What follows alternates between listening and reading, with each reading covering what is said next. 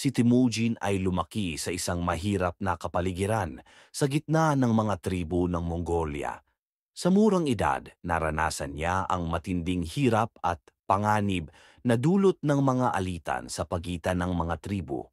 Sa kabila ng mga pagsubok, ipinakita ni Temujin ang kanyang likas na talino at tapang na nagbigay daan upang siya ay maging isang malakas at respetadong pinuno. Sa paglipas ng panahon, si Temujin ay nagtagumpay na pag-isahin ang mga nagkakawatak-watak na tribo ng Mongol. Sa kanyang husay sa pamumuno, siya ay kinilala bilang Genghis Khan, ang universal ruler. Sa ilalim ng kanyang pamumuno, naitatag niya ang pinakamalaking imperyo sa kasaysayan ng mundo na sumasaklaw mula sa Asya hanggang Europa. Ang tagumpay ni Genghis Khan ay hindi lamang dahil sa kanyang kakayahan sa digmaan kundi pati na rin sa kanyang mahusay na sistema ng pamamahala. Ang kanyang mga estratehiya ay nagdala ng kapayapaan at kaunlaran sa kanyang nasasakupan na nagbigay daan sa pag-unlad ng kalakalan at kultura. Ang kanyang mga batas ay nagpatibay ng pagkakaisa at kaayusan sa loob ng imperyo.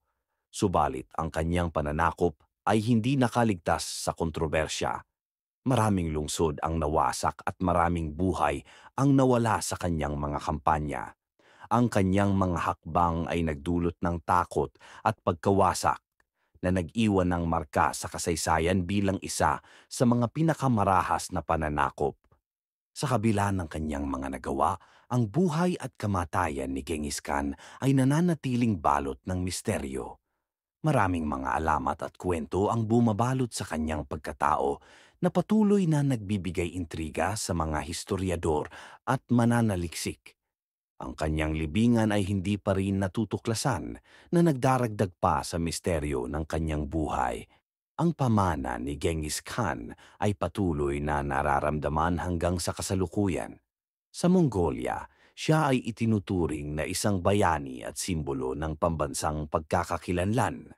Sa buong mundo, ang kanyang impluensya ay makikita sa mga pagbabago sa kasaysayan, kultura at politika na nagpapakita ng kanyang walang katulad na epekto sa kasaysayan ng sangkatauhan.